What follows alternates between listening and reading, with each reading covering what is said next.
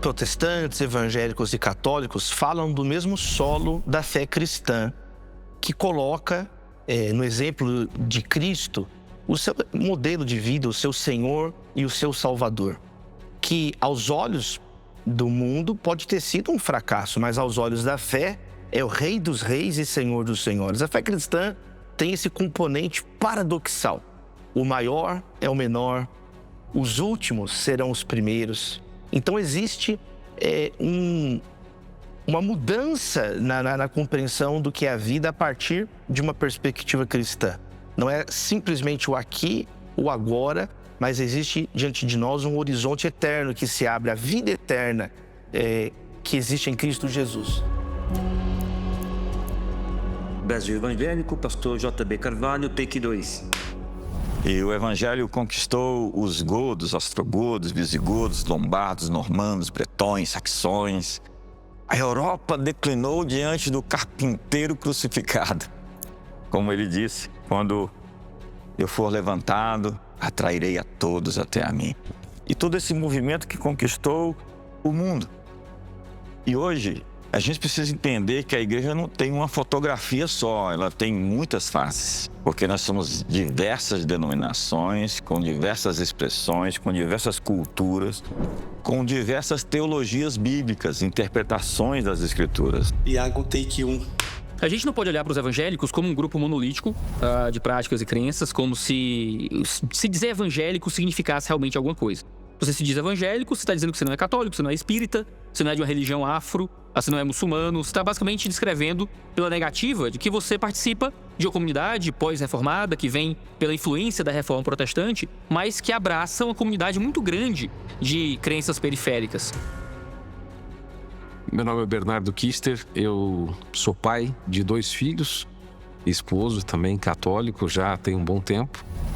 E decidi participar desse documentário justamente por conta deste fenômeno, talvez muito mal compreendido, do mundo evangélico no Brasil, que cresce, permeia a sociedade e que, justamente porque ele é um fenômeno novo e cresce muito rápido, de maneira difusa, né, e muitas vezes contraditório entre si, precisa ser olhado com mais calma, né, porque você tem batistas, você tem pentecostais, neopentecostais, presbiterianos, episcopais, metodistas, igrejas que não se denominam e não têm, né, uma ligação com uma tradição anterior, né, que simplesmente surgem do nada, tipo comunidades bem locais mesmo, né? Então não existe uma unidade plena entre eles. Então quando a gente fala, o movimento está crescendo, bom, a pergunta é qual?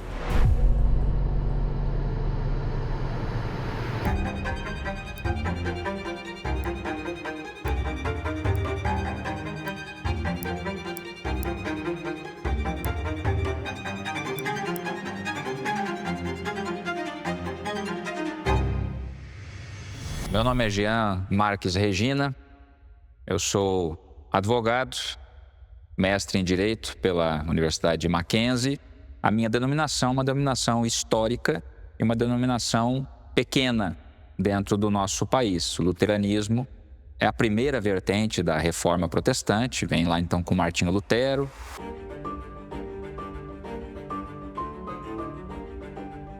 Quando Martinho Lutero expõe as suas teses, as 95 teses lá em 1517, a imprensa escrita tinha poucas décadas. João Gutenberg tinha feito lá os tipos móveis fazia poucas décadas, né? E aí aparece essa discussão aparece como acadêmica primeiro, e em poucas semanas toda a Europa estava lendo essas teses. A reforma ela nasce sob uma bandeira importante que pode ser dividida em 5 slogans, né? Os luteranos usam muito 3 slogans, os calvinistas aumentam mais 2 slogans, mas o protestantismo como um todo, que eram os chamados solas da reforma, né?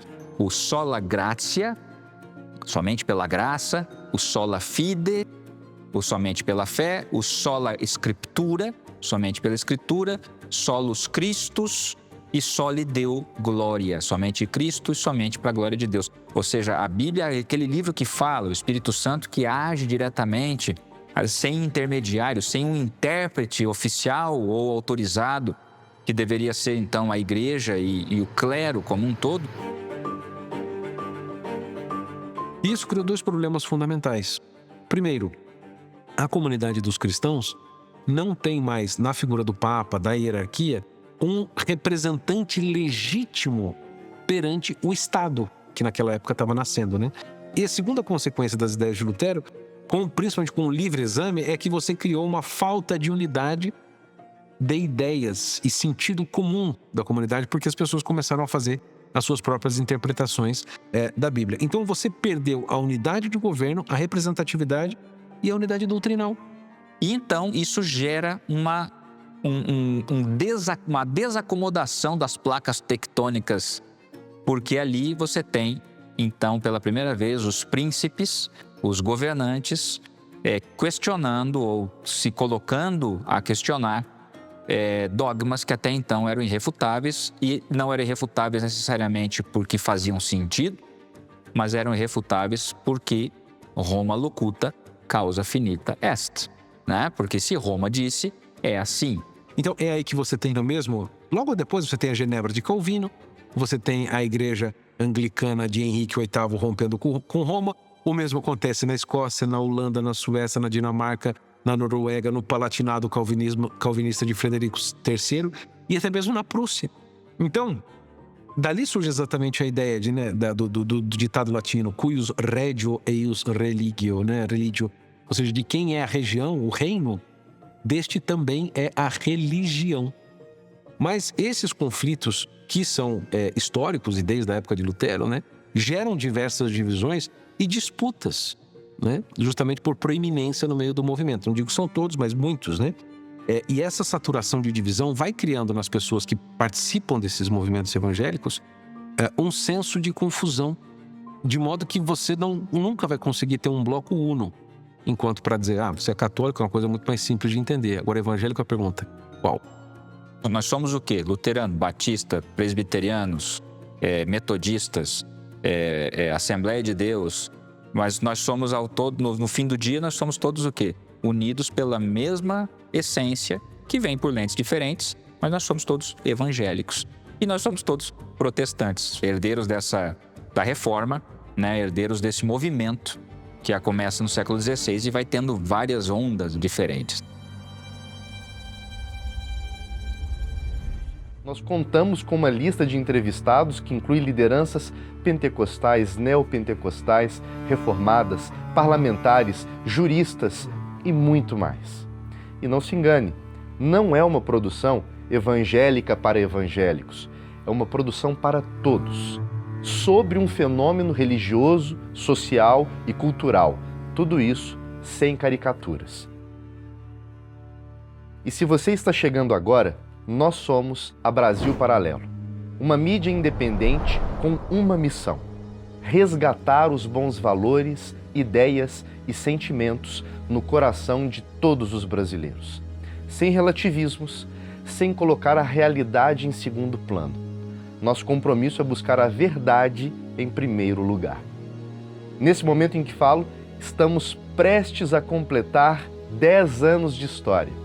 São centenas de documentários que vão desde o resgate da história não contada do nosso país até problemas na educação, segurança pública e tudo que é caro para qualquer brasileiro, para as famílias. Não podemos ter medo de ouvir qualquer lado que seja. Isso seria uma inimizade com o dever de buscar a verdade.